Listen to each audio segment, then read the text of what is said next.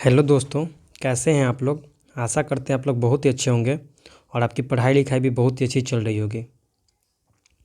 दोस्तों, आज हम लोग अपना 7वां चैप्टर एम लक्ष्मीकांत का मूल अधिकार यानी कि फंडामेंटल राइट्स स्टार्ट करेंगे। तो चलिए शुरू करते हैं आज का वीडियो।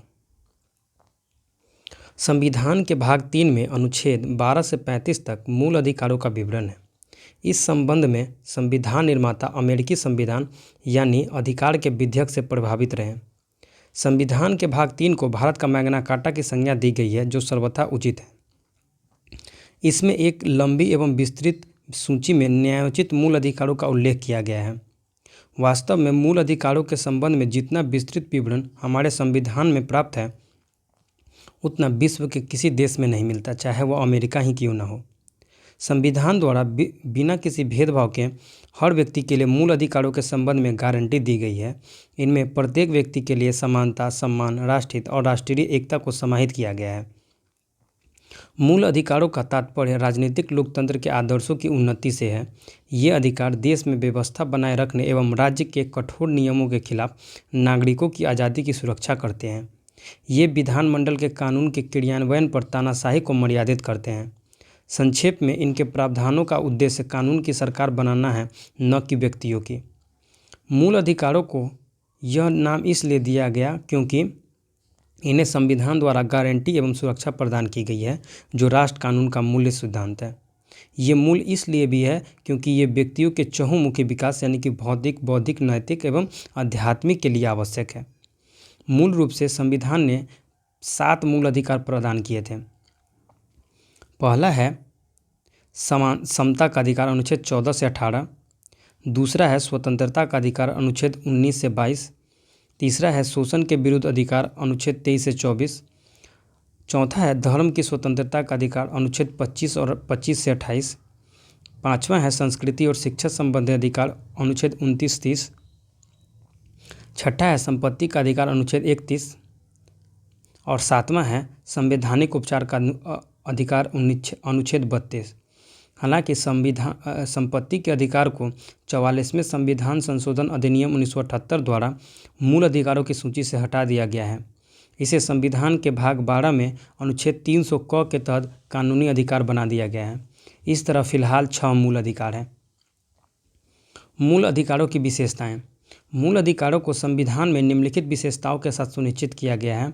उनमें से कुछ सिर्फ नागरिकों के लिए उपलब्ध है, जबकि कुछ अन्य सभी व्यक्तियों के लिए उपलब्ध है, चाहे वे नागरिक, विदेशी लोग या कानूनी व्यक्ति जैसे परिषद एवं कंपनियां हो। दूसरा है, ये असीमित नहीं है लेकिन वाद्य योग्य है। राज्य उन पर युक्तियुक्त प्रतिबंध लगा सकता है, हालांकि ये कारण उचित है या नहीं इसका निर्णय अदालत करती है। इस तरह से व्यक्तिगत अधिकारों एवं पूरे समाज के बीच संतुलन कायम करते हैं। यह संतुलन व्यक्तिगत स्वतंत्रता एवं सामाजिक नियंत्रण के बीच होता है। तीसरा है, वे सभी सरकार के एक पक्षीय निर्णय के विरुद्ध उपलब्ध हैं, हालांकि उनमें से कुछ निजी व्यक्तियों के खिलाफ भी उपलब्ध है। चौथा है, इनमें से कुछ नकारात्मक विशेषता वाले होते हैं, जैसे राज्य के प्राधिकार को सीमित करने से संबंधी, जबकि कुछ सकारात्मक होते हैं, जैसे व्यक्तियों के लिए विशेष सुविधाओं का प्रावधान। पाँचवा है, ये न्यायोचित हैं। ये व्यक्तियों को अदालत जाने की अनुमति देते हैं जब भी इनका उल्लंघन होता है। छठा है, इन्हें उच्चतम न्यायालय द्वारा गारंटी व सुरक्षा प्रदान की जाती है।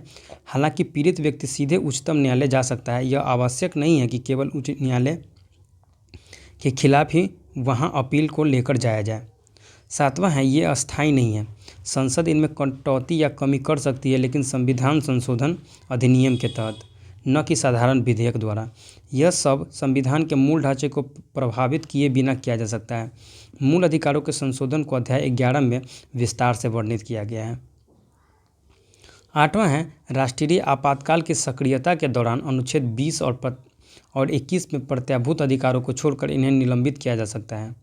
अनुच्छेद 19 में उल्लिखित 6 मूल अधिकारों को तब स्थगित किया जा सकता है जब युद्ध या विदेशी आक्रमण के आधार पर राष्ट्रीय आपातकाल की घोषणा की गई हो। इन्हें सशस्त्र विद्रोह यानी कि आंतरिक आपातकाल के आधार पर स्थगित नहीं किया जा सकता। राष्ट्रीय आपातकाल के दौरान मूल अधिकारों का निलंबन अध्याय 16 में विस्तार से वर्णित किया गया है। 9वां है अनुच्छेद 31 का संपत्ति आदि के अधिग्रहण पर कानून की रक्षा द्वारा इनके कार्यान्वयन की सीमाएं हैं। अनुच्छेद 31 ख कुछ अधिनियमों और विनियमों का विधि मान्यीकरण 9वीं सूची में शामिल किया गया है एवं अनुच्छेद 31 ग कुछ निर्देशक तत्वों को प्रभावी करने वाली विधियां की व्यावृत्ति आदि। 10वां है सशस्त्र बलों, अर्धसैनिक बलों, पुलिस बलों, गुप्तचर संस्थाओं और ऐसी ही सेवाओं से संबंधित सेवाओं के क्रियान्वयन पर संसद प्रतिबंध आरोपित कर सकती है। अनुच्छेद 33। 11वां है ऐसे इलाकों में भी इनका क्रियान्वयन रोका जा सकता है जहां फौजी कानून प्रभावी हो। फौजी कानून का मतलब है सैन्य शासन से है जो असामान्य परिस्थितियों में लगाया जाता है। अनुच्छेद 34। यह राष्ट्रीय आपातकाल से भिन्न है। इनमें से ज़्यादातर अधिकार स्वयं प्रवर्तित है जबकि कुछ को कानून की मदद से प्रभावी बनाया जाता है। ऐसा कानून देश की एकता के लिए संसद द्वारा बनाया जाता है न कि विधानमंडल द्वारा, ताकि संपूर्ण देश में एकरूपता बनी रहे। अनुच्छेद 35। अब है राज्य की परिभाषा। मूल अधिकारों से संबंधित विभिन्न उपबंधों में राज्य का प्रयोग किया गया है, राज्य शब्द का प्रयोग किया गया है। इस तरह इसे अनुच्छेद 12 में भाग 3 के उद्देश्य के तहत परिभाषित किया गया है। इसके अनुसार राज्य में निम्नलिखित शामिल है। अ में है कार्यकारी एवं विधायी अंगों को संघीय सरकार में क्रियान्वित करने वाली सरकार और भारत की संसद। ब में है राज्य सरकार के विधायी अंगों को प्रभावित करने वाली सरकार और राज्य विधानमंडल। स में है सभी स्थानीय निकाय अर्थात नगरपालिका, पंचायत, जिला, बोर्ड, सुधार, न्यास आदि। द में है अन्य सभी निकाय अर्थात वैधानिक या गैर वैधानिक प्राधिकरण जैसे LIC, ONGC, सेल आदि। इस तरह राज्य को विस्तृत रूप से परिभाषित किया गया है। इसमें शामिल इकाइयों के कार्यों को अदालत में तब चुनौती दी जा सकती है जब मूल अधिकारों का हनन हो रहा हो। उच्चतम न्यायालय के अनुसार कोई भी निजी इकाई या एजेंसी जो बतौर राज्य की संस्था काम कर रही हो, अनुच्छेद 12 के तहत राज्य के अर्थ में आती है। मूल अधिकारों से असंगत विधियां। अनुच्छेद 13 घोषित करता है कि मूल अधिकारों से असंगत या उनका अल्पीकरण करने वाली विधियां शून्य होगी। दूसरे शब्दों में ये न्यायिक समीक्षा योग्य है। यह शक्ति उच्चतम न्यायालय अनुच्छेद 32 और उच्च न्यायालय अनुच्छेद 226 को प्राप्त है, जो किसी विधि को मूल अधिकारों का उल्लंघन होने के आधार पर गैर संवैधानिक या अवैध घोषित कर सकते हैं। अनुच्छेद 13 के अनुसार विधि शब्द को निम्नलिखित में शामिल कर व्यापक रूप दिया गया है। अ में है अस्थायी विधियां संसद या राज्य विधानमंडल द्वारा पारित। ब में है अस्थायी विधियां जैसे राज्यपालों या राष्ट्रपति द्वारा जारी अध्यादेश। स में है प्रत्यायोजित विधान यानी कि कार्यपालिका विधान की प्रकृति में संवैधानिक साधन जैसे अध्यादेश, आदेश, उपविधि, नियम, विनियम या अधिसूचना। द में है विधि के गैर विधायी स्रोत जैसे विधि का बल रखने वाली रूढ़ि या प्रथा। न केवल विधान बल्कि उपरोक्त में से किसी को अदालत में मूल अधिकारों के हनन पर चुनौती दी जा सकती है, अवैध घोषित किया जा सकता है। अब है मूल अधिकार। एक नज़र में देखिए श्रेणी और निहित है। पहला है समता का अधिकार, अनुच्छेद 14 से 18। ए में है विधि के समक्ष समता एवं विधियों का समान संरक्षण, अनुच्छेद 14। बी में है धर्म, मूल वंश, लिंग और जन्म स्थान के आधार पर विभेद का प्रतिषेध, अनुच्छेद 15। सी में है लोक नियोजन के विषय में अवसर की समानता, अनुच्छेद 16। डी में है अस्पृश्यता का अंत और उसका आचरण निषिद्ध, अनुच्छेद 17। ई में है सेना या विद्या संबंधी सम्मान के लिए सभी उपाधियों पर रोक, अनुच्छेद 18। दूसरा है स्वतंत्रता का अधिकार, अनुच्छेद 19 से 22। ए में है 6 अधिकारों की सुरक्षा यानी कि पहला है वाक्य एवं अभिव्यक्ति, दूसरा है सम्मेलन, तीसरा है संघ, चौथा है संचरण, पांचवा है निवास, छठा है वृत्ति, अनुच्छेद 19 में है। बी में है अपराधों के लिए दोष सिद्धि के संबंध में संरक्षण, अनुच्छेद 20। सी में है प्राण एवं दैहिक स्वतंत्रता का संरक्षण, अनुच्छेद 21। डी में है प्रारंभिक शिक्षा का अधिकार अनुच्छेद 21। ई में है कुछ दशाओं में गिरफ्तारी और निरोध से संरक्षण, अनुच्छेद 22।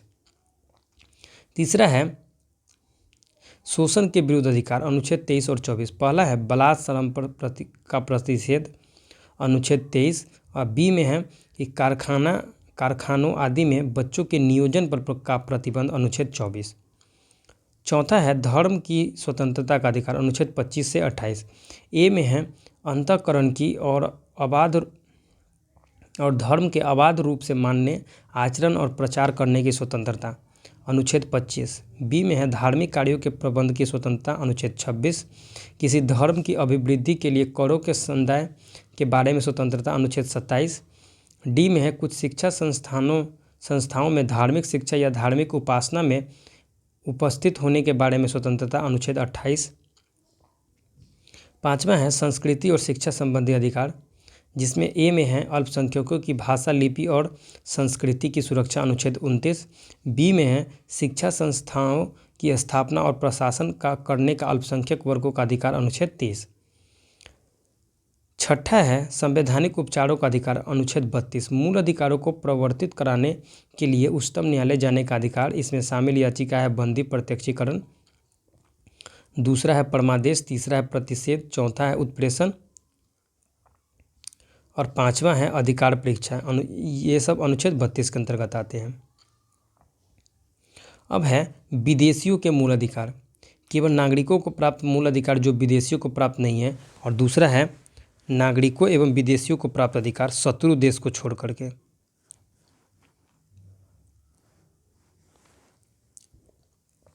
इसमें पहला है केवल धर्म, मूल वंश, जाति, लिंग, जन्म स्थान या के आधार पर विभेद का प्रतिषेध। अनुच्छेद 15। और इसमें है पहला है विधि के समक्ष समता और विधियों का समान संरक्षण। अनुच्छेद 14। केवल नागरिकों के प्राप्त मूल अधिकार में है लोक नियोजन के विषय में अवसर के समान समता। अनुच्छेद 16। फिर है विचार, अभिव्यक्ति, शांतिपूर्ण सम्मेलन, निर्बाध विचरण एवं निवास तथा संघ बनाने की स्वतंत्रता। अनुच्छेद 19। चौथा है अल्पसंख्यकों को शिक्षा एवं संस्कृति संबंधी अधिकार। अनुच्छेद 29। पाँचवा है अल्पसंख्यकों को अपने धर्म के प्रसार हेतु शिक्षण संस्थाओं की स्थापना का अधिकार। अनुच्छेद 30। और नागरिकों एवं विदेशियों को प्राप्त अधिकार, इसमें पहला है विधि के समक्ष समता और विधियों का समान संरक्षण। अनुच्छेद 14। दूसरा है अपराधों के लिए दोष सिद्धि के संबंध में संरक्षण। अनुच्छेद 20। तीसरा है प्राण एवं दैहिक स्वतंत्रता का संरक्षण। अनुच्छेद 21। चौथा है प्रारंभिक शिक्षा का अधिकार। अनुच्छेद 21 का। पाँचवा है कुछ मामलों में हिरासत एवं नज़रबंदी से संरक्षण। अनुच्छेद 22। छठा है बालात, श्रम एवं अवैध मानव व्यापार के विरुद्ध प्रतिषेध। अनुच्छेद 23। फिर है सातवां है कारखानों आदि में बच्चों के नियोजन का प्रतिषेध। अनुच्छेद 24। धर्म की अभिवृद्धि के लिए प्रयास करने की स्वतंत्रता। अनुच्छेद 25। धार्मिक संस्थाओं के संचालन की स्वतंत्रता। अनुच्छेद 26। किसी धर्म को प्रोत्साहित करने हेतु कर से छूट। अनुच्छेद 27। कुछ विशिष्ट संस्थाओं में धार्मिक आदेशों को जारी करने की स्वतंत्रता। अनुच्छेद 28। ठीक है। अब है इस तरह अनुच्छेद 13 घोषित करता है कि संविधान संशोधन कोई विधि नहीं है, इसलिए उसे चुनौती नहीं दी जा सकती। यद्यपि उच्चतम न्यायालय ने केशवानंद भारती मामले 1973 में कहा कि मूल अधिकारों के हनन के आधार पर संविधान संशोधन को चुनौती दी जा सकती है। यदि वह संविधान के मूल ढांचे के खिलाफ हो तो उसे अवैध घोषित किया जा सकता है। ठीक है। अब इस पहला है समानता का अधिकार, जिसमें पहला है कि विधि के समक्ष समता और विधियों का समान संरक्षण। अनुच्छेद 14 में कहा गया है कि राज्य भारत के राज्य क्षेत्र में किसी व्यक्ति को विधि के समक्ष समता से या विधियों के समान संरक्षण से वंचित नहीं करेगा। प्रत्येक व्यक्ति, चाहे वह नागरिक हो या विदेशी, सब पर यह अधिकार लागू होता है। इसके अतिरिक्त व्यक्ति शब्द में विधिक व्यक्ति अर्थात संवैधानिक निगम, कंपनियां, पंजीकृत समितियां या किसी भी अन्य तरह का विधिक व्यक्ति सम्मिलित है। विधि के समक्ष समता का विचार ब्रिटिश मूल का है, जबकि विधियों के समान संरक्षण को अमेरिका के संविधान से लिया गया है। पहले संदर्भ में शामिल है अ में है किसी व्यक्ति के पक्ष में विशिष्ट विशेषाधिकारों की अनुपस्थिति। ब में है साधारण विधि या साधारण विधि न्यायालय के तहत सभी व्यक्तियों के लिए समान व्यवहार। स में है कोई व्यक्ति अमीर, गरीब, ऊंच नीच, अधिकारी, गैर अधिकारी विधि के ऊपर नहीं है। दूसरा संदर्भ में निहित है अ में है विधियों द्वारा प्रदत्त विशेषाधिकारों और अध्यारोपित दायित्वों दोनों में समान परिस्थितियों के अंतर्गत व्यवहार समता। ब में है समान विधि के अंतर्गत सभी व्यक्तियों के लिए समान नियम है, और स है बिना भेदभाव के समान के साथ समान व्यवहार होना चाहिए। इस तरह पहला नकारात्मक संबंध है जबकि दूसरा सकारात्मक। हालांकि दोनों का उद्देश्य विधि, अवसर और न्याय की समानता है। उच्चतम न्यायालय ने व्यवस्था दी कि जहां समान एवं असमान के बीच अलग अलग व्यवहार होता हो, अनुच्छेद 14 लागू नहीं होता। यद्यपि अनुच्छेद 14 श्रेणी विधान को अस्वीकृत करता है। यह विधि द्वारा व्यक्तियों, वस्तु और लेन देन के तर्कसंगत वर्गीकरण को स्वीकृत करता है, लेकिन वर्गीकरण विवेक शून्य, बनावटी नहीं होना चाहिए, बल्कि विवेकपूर्ण, सशक्त और पृथक होना चाहिए। अब है विधि का शासन। ब्रिटिश न्यायवादी एवी डायसी का मानना है कि विधि के समक्ष समता का विचार विधि का शासन के सिद्धांत का मूल तत्व है। इस संबंध में उन्होंने निम्न 3 अवधारणाएं प्रस्तुत की हैं। पहला है इच्छाधीन शक्तियों की अनुपस्थिति, अर्थात किसी भी व्यक्ति को विधि के उल्लंघन के सिवाय दंडित नहीं किया जा सकता। दूसरा है विधि के समक्ष समता अत्यावश्यक है, क्योंकि व्यक्ति अमीर गरीब, ऊंचा नीचा, अधिकारी गैर अधिकारी कानून से ऊपर नहीं है। तीसरा है व्यक्तिक अधिकारों की प्रमुखता, अर्थात संविधान व्यक्तिक अधिकारों का परिणाम है, जैसा कि न्यायालयों द्वारा इसे परिभाषित और लागू किया जाता है, न कि संविधान व्यक्तिक अधिकारों का स्रोत है। पहले एवं दूसरे कारक ही भारतीय व्यवस्था में लागू हो सकते हैं, तीसरा नहीं। भारतीय व्यवस्था में संविधान ही भारत में व्यक्तिगत अधिकारों का स्रोत है। सर्वोच्च न्यायालय का मानना है कि अनुच्छेद 14 के अंतर्गत उल्लेखित विधि का शासन ही संविधान का मूलभूत तत्व है। इसलिए इसी किसी भी तरह यहाँ तक कि संशोधन के द्वारा भी समाप्त नहीं किया जा सकता है। अब है समता के अपवाद। विधि के समक्ष समता का नियम पूर्ण नहीं है तथा इसके लिए कई संवैधानिक निषेध एवं अन्य अपवाद भी हैं। इनका विवरण इस प्रकार है। पहला है भारत के राष्ट्रपति एवं राज्यपालों को निम्न शक्तियाँ प्राप्त हैं, अनुच्छेद 361 के अंतर्गत। पहला है राष्ट्रपति या राज्यपाल अपने कार्यकाल में किए गए किसी कार्य या लिए गए किसी निर्णय के प्रति देश के किसी भी न्यायालय में जवाबदेह नहीं होंगे। दूसरा है राष्ट्रपति या राज्यपाल के विरुद्ध उसकी पदावधि के दौरान किसी न्यायालय में किसी भी प्रकार की दंडिक कार्रवाई प्रारंभ या चालू नहीं की रखी जाएगी। तीसरा है राष्ट्रपति या राज्यपाल को पदावधि के दौरान उसकी गिरफ्तारी या कारावास के लिए किसी न्यायालय से कोई प्रक्रिया प्रारंभ नहीं किया जा सकता। चौथा है राष्ट्रपति या राज्यपाल पर उनके कार्यकाल के दौरान व्यक्तिगत सामर्थ्य से किए गए किसी कार्य के लिए किसी भी न्यायालय में दीवानी का मुकदमा नहीं चलाया जा सकता है। हाँ, यदि इस प्रकार का कोई मुकदमा चलाया जाता है तो उन्हें इसकी सूचना देने के 2 माह बाद ही ऐसा किया जा सकता है।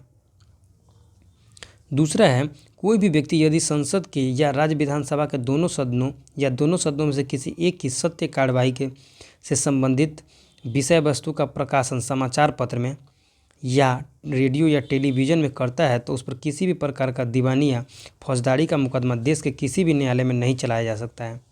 अनुच्छेद 361 कॉम। संसद में या उसकी किसी समिति में संसद के किसी सदस्य द्वारा कही गई किसी बात या दिए गए किसी मत के संबंध में उसके विरुद्ध किसी न्यायालय में कार्रवाई नहीं की जा सकती। अनुच्छेद 105। राज्य के विधानमंडल में या उसकी किसी समिति में विधानमंडल के किसी सदस्य द्वारा कही गई किसी बात या दिए गए किसी मत के संबंध में उसके विरुद्ध न्यायालय में कोई कार्यवाही नहीं की जाएगी। अनुच्छेद 194। अनुच्छेद 31 ग अनुच्छेद 14 का अपवाद है। इसके अनुसार किसी राज्य विधानमंडल द्वारा नीति निर्देशक तत्वों के क्रियान्वयन के संबंध में यदि कोई नियम बनाया जाता है जिसमें अनुच्छेद 39 की उपधारा ख या उपधारा ग का समावेश है तो इसे इस आधार पर चुनौती नहीं दी जा सकती कि वे अनुच्छेद 14 का उल्लंघन करते हैं। इस बारे में सर्वोच्च न्यायालय का कहना है कि जहां अनुच्छेद 31 ग आता है वहां से अनुच्छेद 14 चला जाता है। अब है छठा है विदेशी संप्रभु शासक, राजदूत एवं कूटनीतिक व्यक्ति दीवानी एवं फौजदारी मुकदमों से मुक्त होंगे। सातवां है संयुक्त राष्ट्र संघ एवं इसकी एजेंसियों को भी कूटनीतिक मुक्ति प्राप्त है। अब है दूसरा नंबर पे है कुछ आधारों पर विभेद का प्रतिषेध। अनुच्छेद 15 में यह व्यवस्था दी गई है कि राज्य किसी नागरिक के प्रति केवल धर्म, मूल वंश, जाति, लिंग या जन्म स्थान को लेकर विभेद नहीं करेगा। इसमें दो कठोर शब्दों की व्यवस्था है, विभेद और केवल। विभेद का अभिप्राय है किसी के विरुद्ध विपरीत मामला या अन्य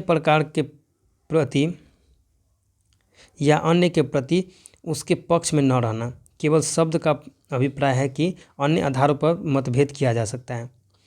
अनुच्छेद 15 की दूसरी व्यवस्था में कहा गया है कि कोई नागरिक केवल धर्म, मूल वंश, जाति, लिंग, जन्म स्थान या इनमें से किसी के आधार पर क नंबर दुकानों, सार्वजनिक भोजनालयों, होटलों और सार्वजनिक मनोरंजन के स्थानों पर में प्रवेश या ख पूर्णतः या भागतः राज्य निधि से पोषित या साधारण जनता के प्रयोग के लिए समर्पित कुओं, तालाबों, स्नान घाटों, दायित्वों, निर्बंधन या शर्त के अधीन नहीं होगा। यह प्रावधान राज्य एवं व्यक्तियों दोनों के विरुद्ध विभेद का प्रतिषेध करता है, जबकि पहले प्रावधान में केवल राज्य के विरुद्ध ही प्रतिषेध का वर्णन था। विभेद से प्रतिषेध के इस सामान्य नियम के 3 अपवाद हैं। अ में है, राज्य को इस बात की अनुमति है कि वह बच्चों या महिलाओं के लिए विशेष व्यवस्था करे। उदाहरण के लिए स्थानीय निकायों में महिलाओं के लिए आरक्षण की व्यवस्था एवं बच्चों के लिए निःशुल्क शिक्षा की व्यवस्था शामिल है। ब में है, राज्य को इसकी अनुमति होती है कि वह सामाजिक और शैक्षणिक रूप से पिछड़े वर्गों या अनुसूचित जाति एवं जनजाति के विकास के लिए कोई विशेष उपबंध करे। उदाहरण के लिए विधानमंडल में सीटों का आरक्षण या सार्वजनिक शैक्षणिक संस्थाओं में शुल्क से छूट शामिल है। राज्य को यह अधिकार है कि वह सामाजिक एवं शैक्षिक रूप से पिछड़े लोगों या अनुसूचित जाति या जनजाति के लोगों के उत्थान के लिए शैक्षणिक संस्थाओं में प्रवेश के लिए छूट संबंधी कोई नियम बना सकता है। ये शैक्षणिक संस्थान राज्य से अनुदान प्राप्त निजी या अल्पसंख्यक किसी भी प्रकार के हो सकते हैं। सरकार को कमजोर वर्ग के नागरिकों की उन्नति के लिए विशेष प्रावधान बनाने का अधिकार है। पुनः सरकार ऐसे कार्यों के लिए शिक्षण संस्थाओं, चाहे वे सरकारी हो, निजी हो, सहायता प्राप्त हो या ना हो, में नामांकन हेतु 10% सीटें आरक्षित कर सकती है। अपवाद अल्पसंख्यक संस्थान है। यह 10% का आरक्षण पहले से जारी आरक्षण के अतिरिक्त है।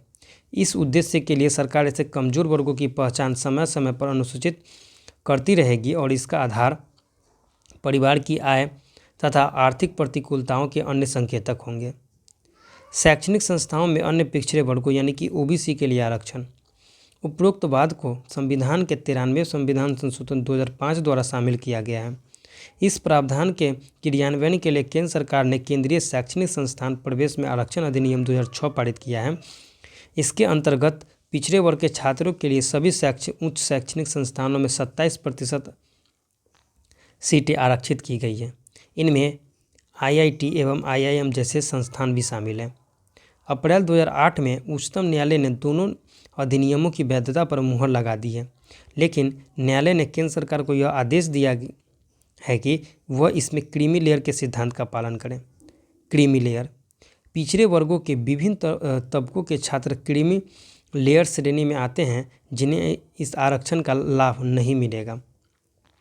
ये तबके हैं, पहला, संवैधानिक पद धारण करने वाले व्यक्ति जैसे कि राष्ट्रपति, उपराष्ट्रपति, उच्चतम एवं उच्च न्यायालयों के न्यायाधीश, संघ लोक सेवा आयोग के अध्यक्ष एवं सदस्य, राज्य लोक सेवा आयोग के अध्यक्ष एवं सदस्य, राज्य लोक सेवा आयोग के अध्यक्ष एवं सदस्य, मुख्य निर्वाचन आयुक्त, नियंत्रक एवं महालेखा परीक्षक आदि। दूसरा है वर्ग ए या ग्रुप ए तथा ग्रुप बी की सेवा के क्लास 2 अधिकारी जो कि केंद्रीय या राज्य सेवाओं में हैं।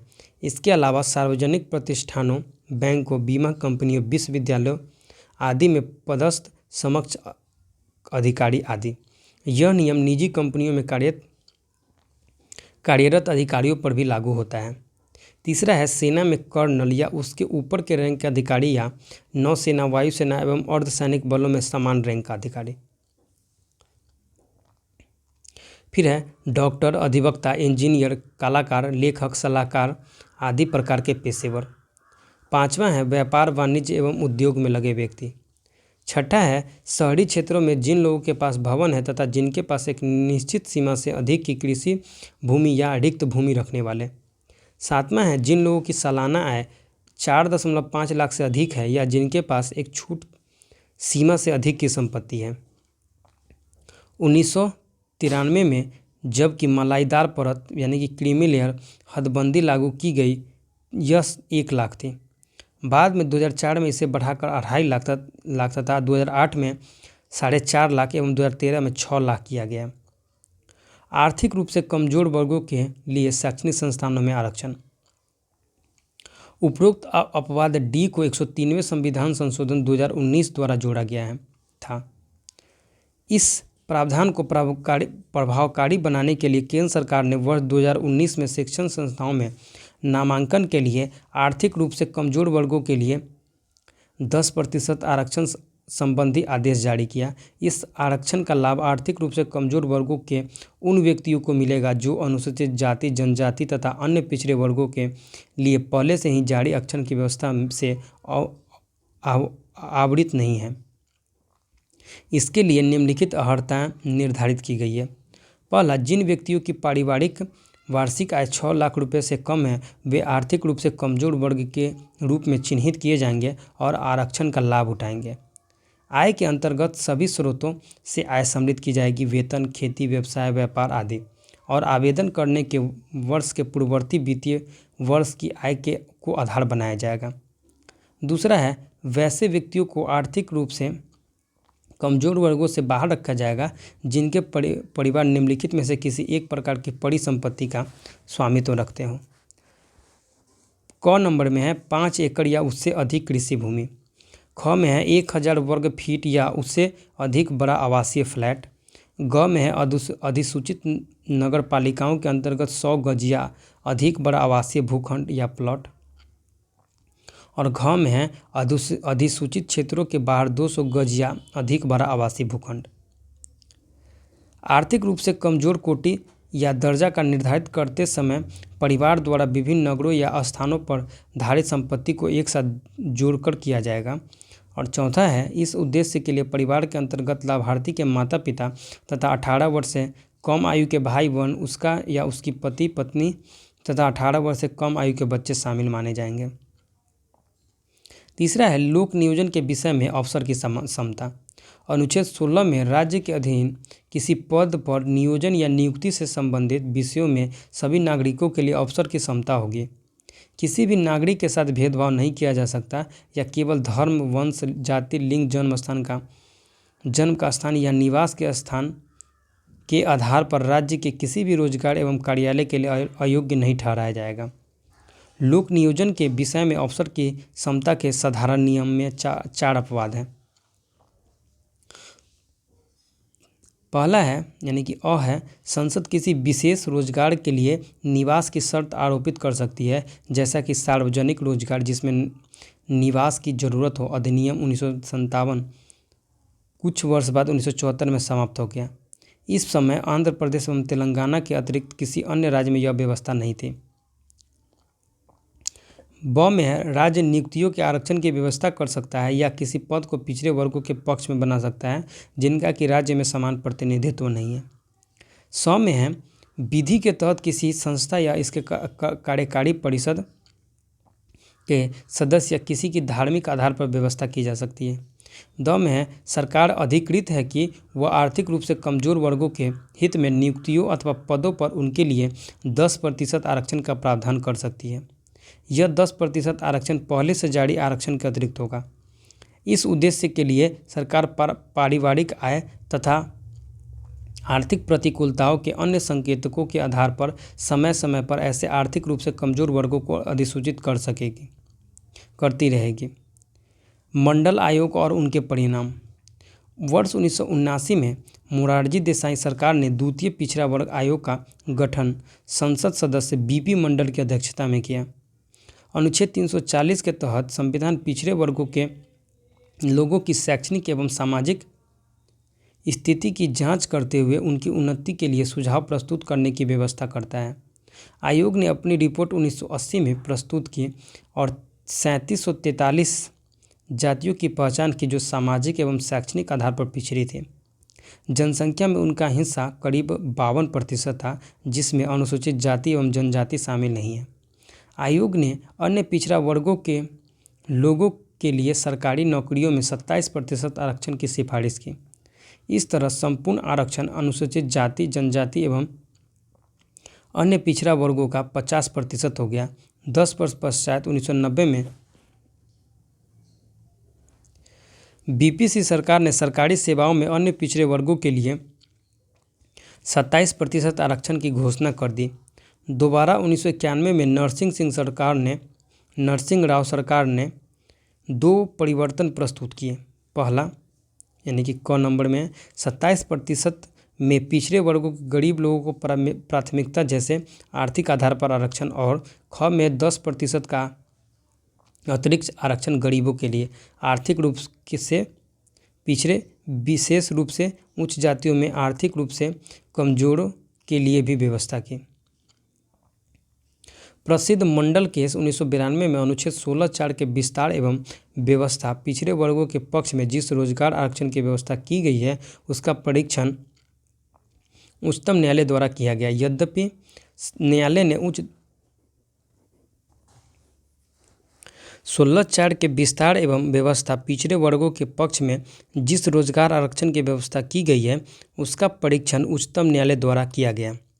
यद्यपि न्यायालय ने उच्च जातियों के खास वर्ग के लिए 10% आरक्षण की व्यवस्था को अस्वीकार कर दिया, फिर भी अन्य पिछड़ा वर्गों के लिए कुछ शर्तों के साथ 27% आरक्षण की संवैधानिक वैधता को बनाए रखा। अ में है अन्य पिछड़ा वर्गों के क्रीमी लेयर से संबंधित लोगों को आरक्षण की सुविधा से बाहर रखा जाना चाहिए। ब में है प्रोन्नति में कोई आरक्षण नहीं। आरक्षण की व्यवस्था केवल शुरुआती नियुक्तियों के समय होनी चाहिए।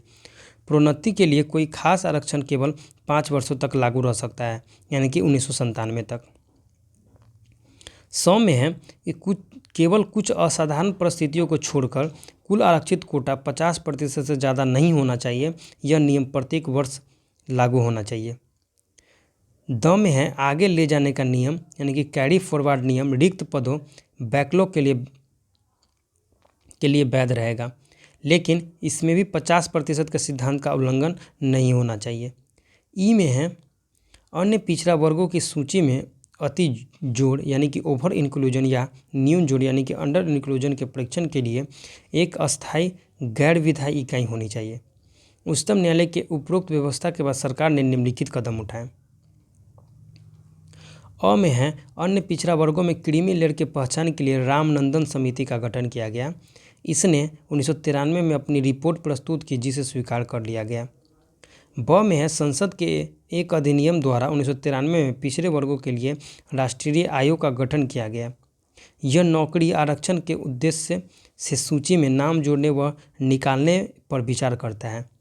नौकरी में आरक्षण के लिए नागरिकों को किसी वर्ग के पिछड़े वर्गों की सूची में शामिल होने योग्य, सूची में शामिल नहीं होने योग्य होने के बावजूद शामिल तथा सूची से बाहर असंविष्ट होने संबंधी शिकायतों की जांच के लिए इसे अधिदेश प्राप्त था। बाद में 102वें संविधान संशोधन अधिनियम 2018 द्वारा आयोग को संवैधानिक दर्जा प्रदान कर इसके प्रकारों का भी विस्तार किया गया। इस उद्देश्य के लिए संशोधनों ने संविधान में एक नया अनुच्छेद 338 भी जोड़ा। 100 में प्रोन्नति में आरक्षण को समाप्त करने के मामले में 77वें संशोधन अधिनियम को 1995 में पास कराया गया। इसने अनुच्छेद 16 में नई व्यवस्था जोड़ी। इसके तहत राज्यों को शक्ति प्रदान की गई कि राज्य सेवाओं में पर्याप्त प्रतिनिधित्व न होने की स्थिति में राज्य के अंतर्गत सेवाओं में अनुसूचित जाति और अनुसूचित जनजाति को प्रोन्नति में आरक्षण दिया जा सकता है।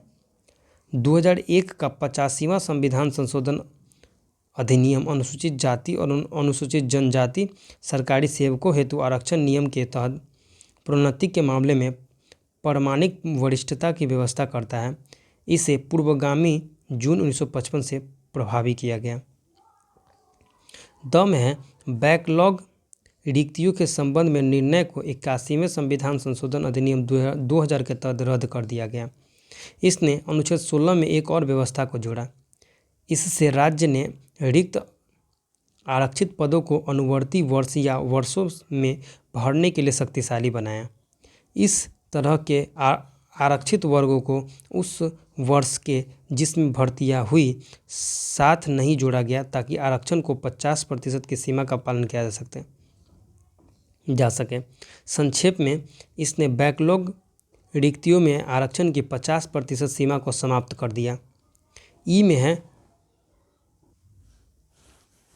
76वें संविधान संशोधन अधिनियम 1994 ने तमिलनाडु आरक्षण अधिनियम 1994 9वीं अनुसूची में न्यायिक समीक्षा के तहत 69% आरक्षण को 50% के स्थान पर स्थापित कर दिया गया। सार्वजनिक रोजगार में आर्थिक रूप से कमजोर वर्गों EWS के लिए आरक्षण। उपरोक्त अपवाद डी 103वें संविधान संशोधन 2019 द्वारा जोड़ा गया। इस प्रावधान को लागू करने के लिए केंद्र सरकार ने 2019 में भारत सरकार के असैन्य पदों तथा अन्य सेवाओं में आर्थिक रूप से कमजोर वर्गों के लिए 10% आरक्षण संबंधी आदेश जारी किया। इस आरक्षण का लाभ उन्हीं व्यक्तियों को मिलेगा जो पहले से जारी अनुसूचित जाति, अनुसूचित जनजाति तथा अन्य पिछड़ा वर्ग के लिए आरक्षण की व्यवस्था से आवृत नहीं है। इस विषय में आवश्यक अर्हता का उल्लेख अनुच्छेद 15 में किया जा चुका है।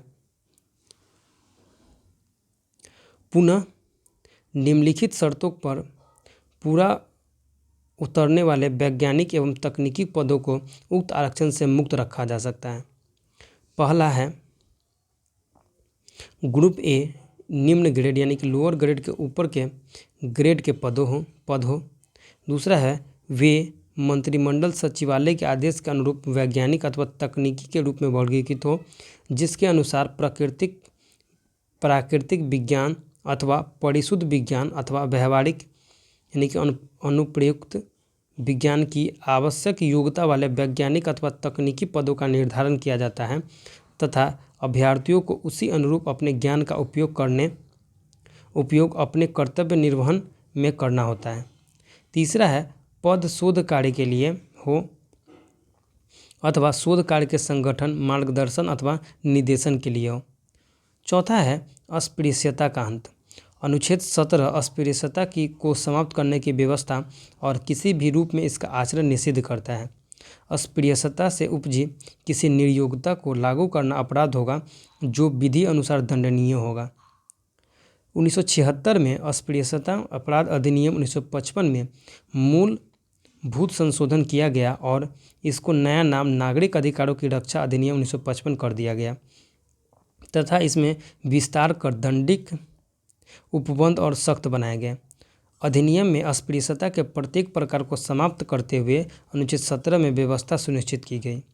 अस्पृश्यता शब्द को न तो संविधान में और न ही अधिनियम में परिभाषित किया गया है।